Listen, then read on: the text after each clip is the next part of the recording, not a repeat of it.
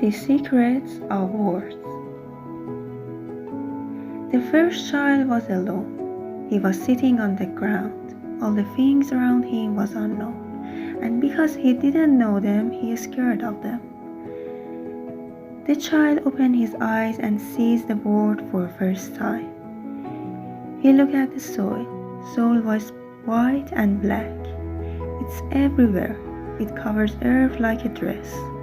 He looked at the wind. Wind doesn't have any color. Wind raised the soil and took the color of the soil.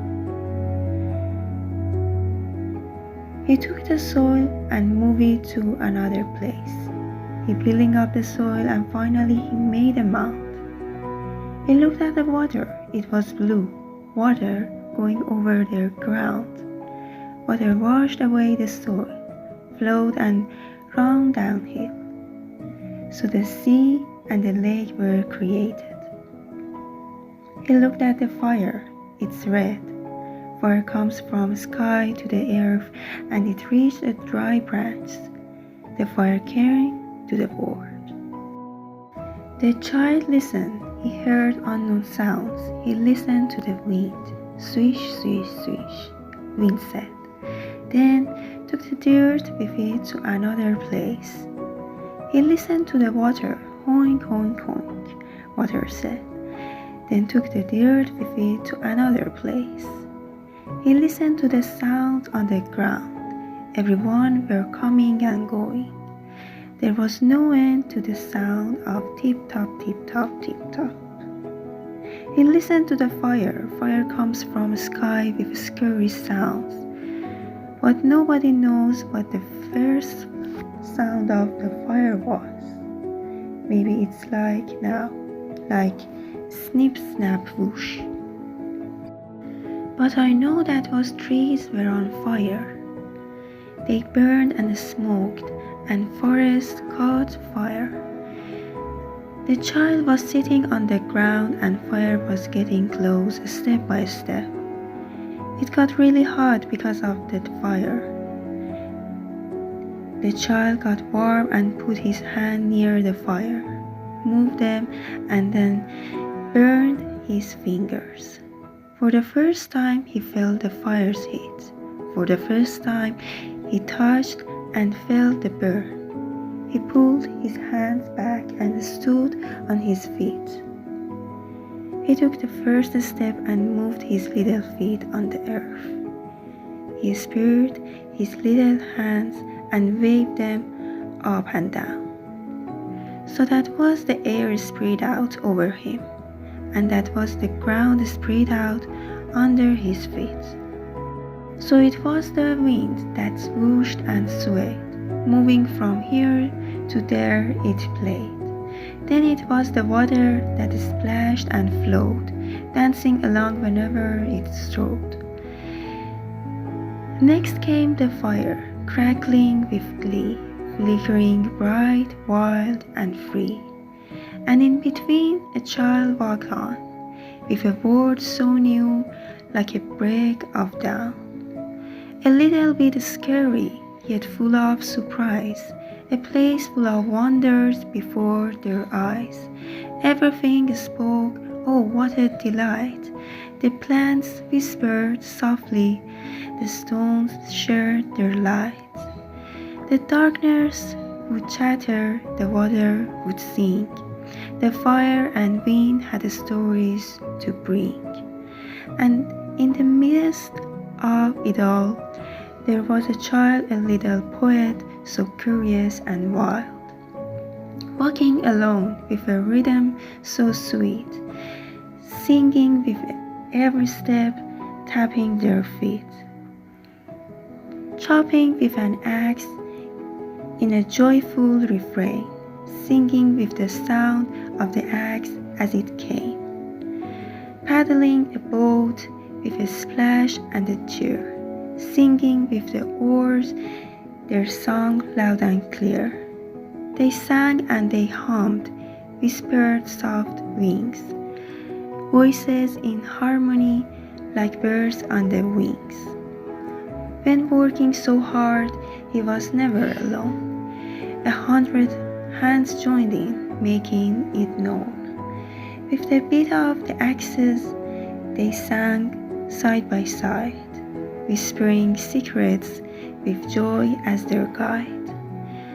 These sounds slowly formed into words that would play, named for the axe, for the hands, come what may. Names for the paddles, for feet on the ground. Words for the actions that dance all around. The child kept on working and naming each thing, to talk to the world and the wonders it brings. Saying axe, saying hand, saying chop with a wave of their hands. Things were once nameless, just colors in air. Something that shimmered and sparkled out there.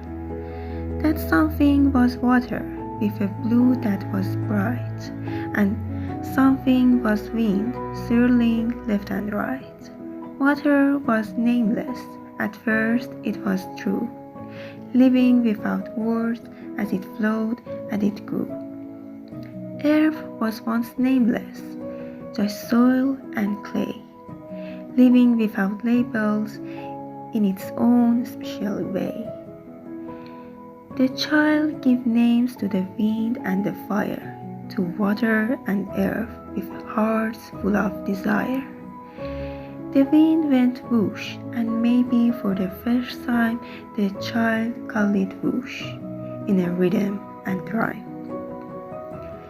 The fire went crackle, a warm little dance, and maybe for the first time it got its chance. The water went splish splash, so lively and free, and maybe for the first time it sang out with glee. In a world so big you're not alone. Days pass by and new things are shown. Like a child you see the soil, the wind blows free. You see the fire and the water's glee. Days go on and new sounds you hear. The water's whispers, the fire's cheer. The wind's song all bring near. Every day the voices repeat. Water's chants, soil a familiar beat. Mother echoes, soul with a loving beat. Sister murmurs, soil a familiar heat. All in chorus, soil, soil, soil. Then soil engraves your mind, takes a seat. You name it, you say soul incomplete. Days move ahead and the tales repeat. Father shouts fire with heat. Mother sings fire with a melodious beat. Sister hums fire with a gentle greet. All in harmony, fire, fire, fire. And then fire etches your mind's shades. You named it, you declare, fire so sweet. New words you take in, the words complete. You think about the fire bright. Your mother asks, what's on your mind tonight? You say, fire. It's red and crackles with glee. She knows what fire is when you say fire you see. She understands those three little sounds, a word for something that burns and bounds. It burns your skin and makes a buzzing sound, but have you thought if fire had no name, what would be found? Your mother asks again, what do you think? And you take her hand to the fire's warm blink. You'd show her the flames and say with delight, this is what I mean, it's so shiny and bright. But you can't always do this, oh dear. Your dad leaves for work, he's not always near. You think of him while at home you stay. Your mother asks, what's on your mind today? But when you think of that, you can't take her outside to show her his work where he takes so much pride.